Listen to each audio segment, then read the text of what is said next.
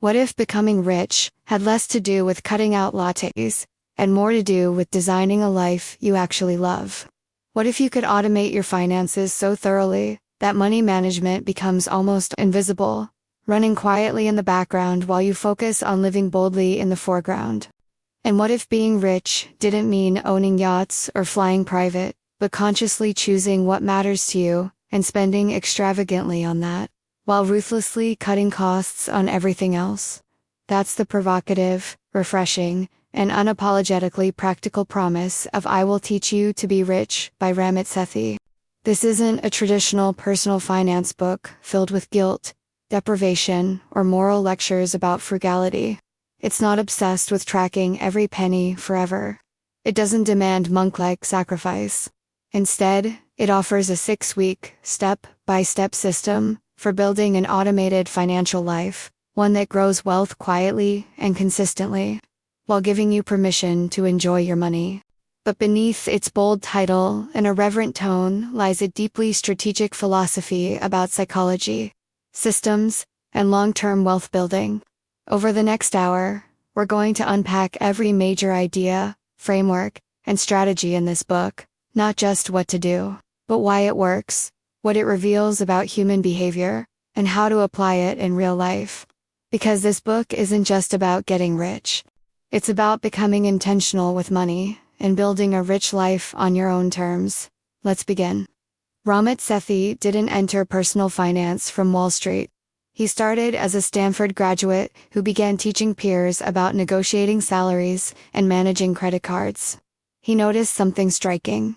Most young professionals weren't financially irresponsible. They were overwhelmed and confused. They knew saving was important. They knew investing mattered. But they were paralyzed by complexity. Should they pay off debt first or invest? What funds should they choose? How much should they save? Which accounts matter most? The traditional advice was either too simplistic, just cut your expenses, or too complex, filled with jargon and intimidating charts. Sethi saw a gap. The problem wasn't information scarcity. It was behavioral friction. People didn't need more financial theory. They needed a clear, automated system that worked even when motivation fluctuated. That's the central thesis of I Will Teach You to Be Rich. You don't need to be perfect. You need a system. And the system must be automatic. Sethi argues that willpower is unreliable. Life gets busy.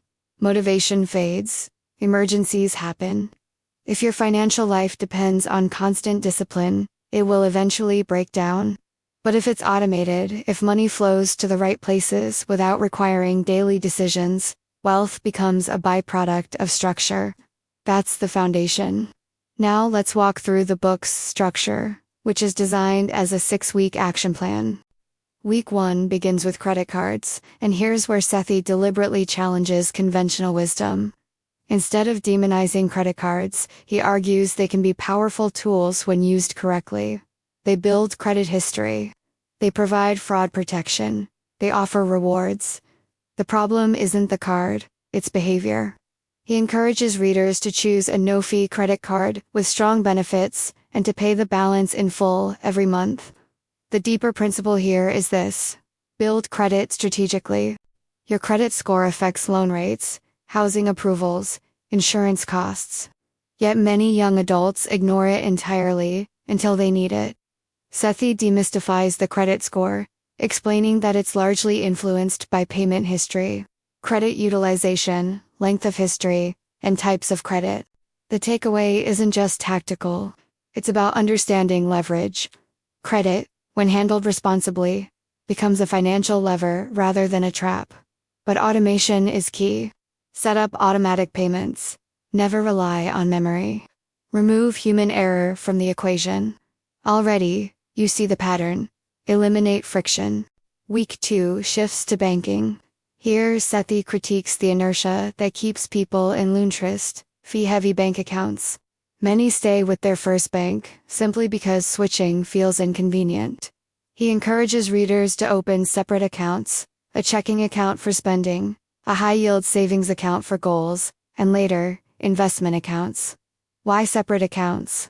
Because mental clarity improves financial clarity. When savings are mixed with spending money, discipline weakens. But when each dollar has a purpose, decisions simplify. He emphasizes negotiating bank fees, a theme that runs throughout the book. Most people assume fees are fixed, but Sethi demonstrates, through scripts and examples, that companies often waive fees when asked confidently. This introduces another key philosophy. Don't accept the first offer. Negotiation isn't confrontation, it's optimization.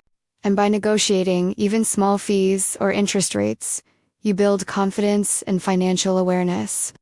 The book repeatedly reinforces this mindset shift from passive consumer to active participant. Week 3 tackles investing, and here Sethi cuts through complexity.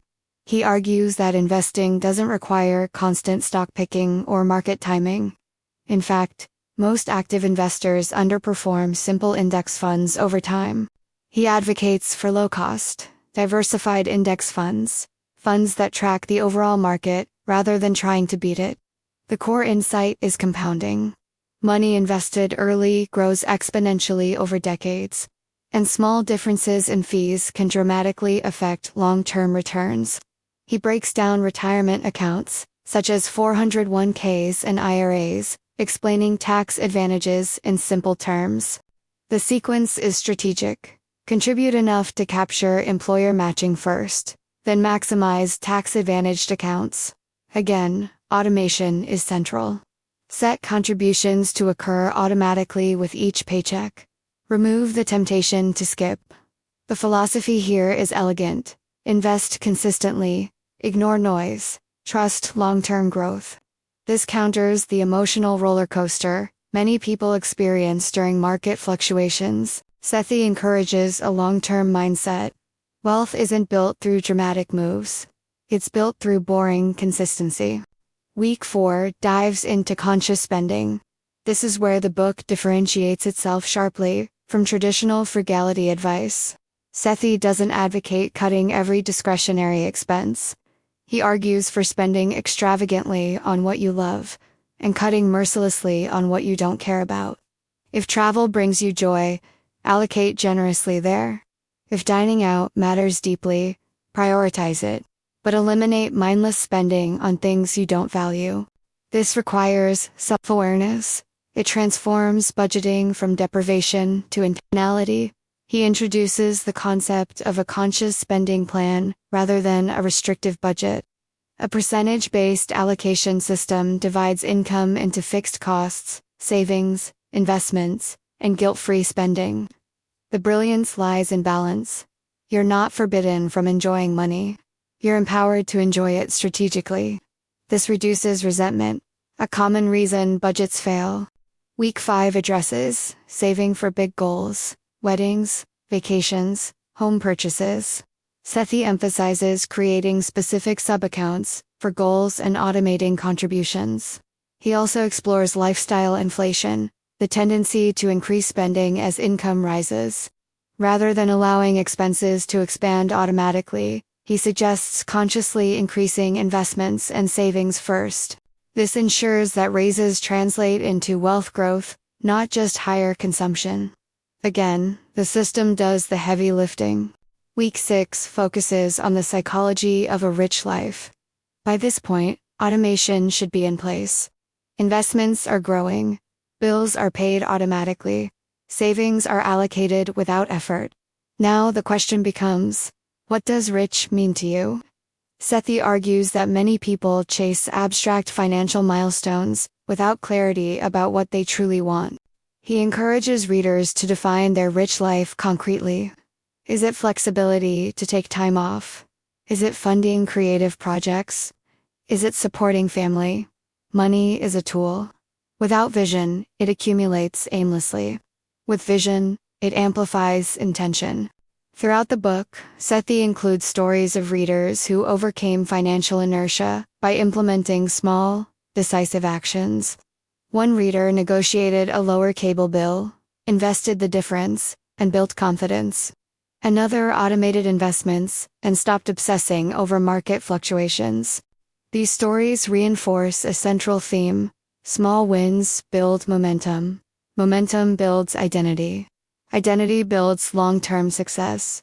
Now, let's step back and analyze the deeper philosophy. At its core, I Will Teach You to Be Rich is about systems over discipline. It recognizes that humans are inconsistent. Rather than demanding constant self-control, it redesigns the environment. Automatic transfers, preset allocations, negotiated fees. Behavioral economics teaches us that defaults shape outcomes. Sethi applies this insight masterfully. He also challenges guilt-based money narratives. Spending money isn't inherently bad. Spending mindlessly is.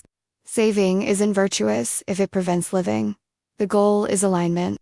There's also a strong psychological emphasis on confidence. Negotiating bills, asking for raises, opening investment accounts. These actions build financial agency. An agency reduces anxiety. Money stress often stems not from low income, but from uncertainty. Clarity breeds calm. Automation breeds freedom. Of course, the book has limitations. Some critics argue it's tailored primarily to young professionals with stable incomes. Those facing extreme financial hardship may find automation insufficient without income growth. Additionally, the tone, bold and sometimes confrontational, may not resonate with everyone. But these stylistic choices are intentional. Sethi aims to disrupt passivity. The underlying framework remains broadly applicable. Automate savings, invest consistently, negotiate costs, spend consciously. So what remains after all 6 weeks?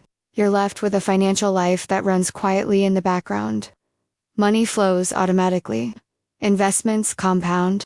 Rather than demanding constant self-control, it redesigns the environment. Automatic transfers, preset allocations, negotiated fees. Behavioral economics teaches us that defaults shape outcomes. Sethi applies this insight masterfully. He also challenges guilt-based money narratives. Spending money isn't inherently bad. Spending mindlessly is. Saving isn't virtuous if it prevents living. The goal is alignment. There's also a strong psychological emphasis on confidence.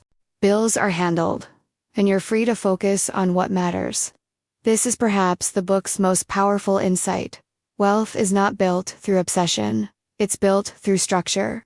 When structure exists, mental energy is freed. You stop worrying about every purchase. You stop feeling guilty about spending. You stop procrastinating investment decisions. You start living deliberately. As we close, let's revisit the core message. Being rich is not about deprivation. It's not about tracking every cent forever. It's not about waiting decades before enjoying your life. It's about building an automated system that grows wealth while allowing you to live fully today. It's about conscious spending, saying yes with enthusiasm to what you love, and no without guilt to what you don't. It's about negotiation, recognizing your value. It's about long-term investing, trusting, compounding. And above all, it's about defining your rich life clearly enough that money becomes a servant, not a master. So ask yourself, if your finances were automated and optimized, what would you do differently tomorrow? Where would you direct your time, energy, and attention? Because in the end, money is not the goal. Freedom is. And the systems you build today determine how much of it you experience tomorrow. The rich life isn't reserved for millionaires. It's reserved for those who choose intentionally. And that choice starts now.